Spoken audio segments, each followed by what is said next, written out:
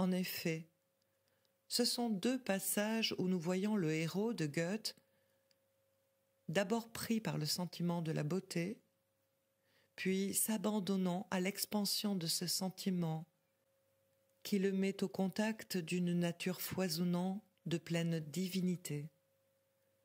Nous voyons progressivement, au moment où ce sentiment d'expansion culmine en une ivresse de divinisation, apparaître chez Werther l'angoisse de mort.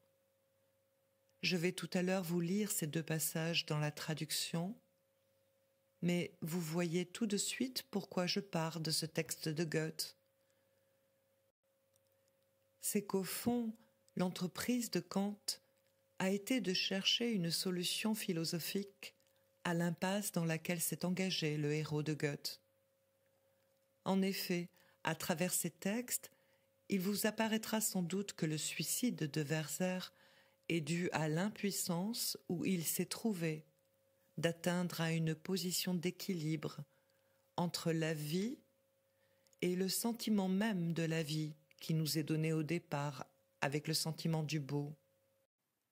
Entre la vie, la transcendance du sens de la vie qui culmine dans l'ivresse de la divinisation, et enfin la mort. Ces trois dimensions de l'expérience, Werther n'a pas été en mesure de les articuler l'une à l'autre. Or, Kant nous propose une esthétique du beau, une esthétique du sublime. Mais sans doute, ce qui est le plus important dans la critique du jugement, c'est l'articulation à laquelle il accède entre l'esthétique du beau et l'esthétique du sublime. Autrement dit, il y a un progrès dans la critique du jugement, et ce progrès figure en somme une sublimation de l'expérience de Werther. En somme, on peut dire que la critique du jugement, c'est assez précisément Werther sublimé. Je vais donc lire assez rapidement quelques fragments de ces deux textes en scandant les différentes articulations. Au livre 1 d'abord, « Une merveilleuse sérénité a pris possession de toute mon âme, à l'égard de cette douce matinée de printemps que de tout cœur je goûte. Je suis seule et je me réjouis de vivre dans cette contrée créée pour des âmes comme la mienne. Je suis, mon très cher, si absorbée dans ce sentiment de charme existant que ma production artistique en souffre. » Voici donc le premier moment, c'est-à-dire un contact qu'on peut qualifier d'instinctif avec la nature, quoiqu'on puisse déjà noter que Werther, ici, fait état d'une paralysie de sa puissance de création. Paralysie qui va peu à peu se développer à mesure que l'exigence même de création va se faire de plus en plus aiguë. Nous allons ensuite assister à l'expansion de ce sentiment de beauté. Je ne pourrais actuellement dessiner pas même un trait, et jamais je n'ai été plus grand peintre qu'en ces instants, lorsque l'aimable vallée autour de moi se couvre de vapeur, sanctuaire au sein duquel ne peuvent pénétrer que quelques rayons furtifs. Alors, couché dans l'herbe, auprès de la chute du ruisseau, 1000 plantes diverses, tout près du sol, attirent mon attention. Lorsque je sens plus près de mon cœur le fourmillement du petit monde qui vit dans ces brins d'herbe, les innombrables, les insondables forces de ces vermisseaux, de ces moucherons. Nous assistons ici à l'expansion indéfinie du sentiment de beauté, puis à sa divinisation, et que je sens la présence du Tout-Puissant qui nous a créés à son image. Quand alors, autour de mes yeux, il se fait comme un crépuscule, le ciel plane dans mon âme comme l'image d'un amant. Je soupire, souffrant, Et je songe à si on pouvait exprimer tout cela.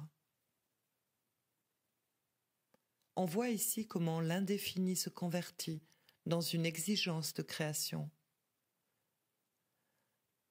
Ah, si tu pouvais exhaler sur le papier ce qui, avec tant de plénitude et tant de chaleur, vit en toi, miroir du Dieu infini. Puis tout à coup, nous avons cette chute. Mon ami, en ces pensées, je m'abîme, je suis comme terrassée sous la puissance de ces magnifiques visions. Vous voyez comment nous assistons à partir d'un sentiment d'accord avec le spectacle de la nature, un spectacle auquel d'ailleurs Werther participe, à une dilatation infinie qui se manifeste comme exigence de création, et comment tout à coup un abîme surgit du fait même de ce déploiement à l'infini. Nous pouvons dire que le premier thème est celui de la critique du sentiment du beau chez Kant, et que le second répondra à la critique du sentiment du sublime. Il y aura un autre passage daté du 18 août, dont je vais seulement vous donner un petit extrait de manière à vous faire sentir qu'il s'agit bien d'un thème fondamental chez Werther. Quelle fatalité a voulu que ce qui fait la félicité de l'homme devienne la source de sa misère. Le sentiment si plein, si chaleureux que mon cœur a de la vivante nature, ce sentiment qui m'inondait de tant de volupté, qui du monde qui m'entourait me faisait un paradis, devient maintenant un intolérable bourreau, un démon tourmenteur qui me poursuit. Suit une description équivalente de celle que je lisais. Nous voyons comment le sentiment ici de germination s'accorde avec le sentiment de l'infini. Nous voyons peu à peu cet infini se déployer. Puis, au paragraphe suivant, « Frère, le souvenir de ces heures à lui seul me fait du bien, encore que par la suite je ressente doublement l'angoisse de l'état où je suis tombé. Devant mon âme, c'est en quelque sorte levé un rideau, et la scène où je contemplais la vie infinie se transforme, sous mes yeux, en l'abîme de la tombe éternellement ouverte. » À partir de cette première indication, voici les moments de la recherche que je vous propose. Tout d'abord, je voudrais donner une esquisse conceptuelle très générale de la critique du jugement, c'est-à-dire les 4 moments d'abord de l'analyse, chez Kant, du beau, puis du sublime. Ensuite, pour donner en somme une toile de fond à ces premières analyses, nous pourrions, si nous avons le temps, nous référer à 2 groupes de problèmes. Tout d'abord, la relation de la critique du jugement avec la physiologie esthétique de Burke. Le libéral anglais a publié en 1757 une physiologie du beau et du sublime qui est une des sources de la critique du jugement. Burke, précisément, se place, pour faire l'analyse de ses sentiments, à un point de vue physiologique. Et en second lieu, il pourrait être intéressant de poser le problème des relations entre l'esthétique kantienne et l'histoire au XVIIIe siècle et la position historique du problème des signes. Car on voit comment, chez Lessing, chez Mendelssohn, peu à peu se prépare une formulation des problèmes esthétiques qui amène Kant, au fond, à s'intéresser et à s'interroger sur ce qui sera la question fondamentale de son esthétique, à savoir le problème de la constitution transcendantale des signes.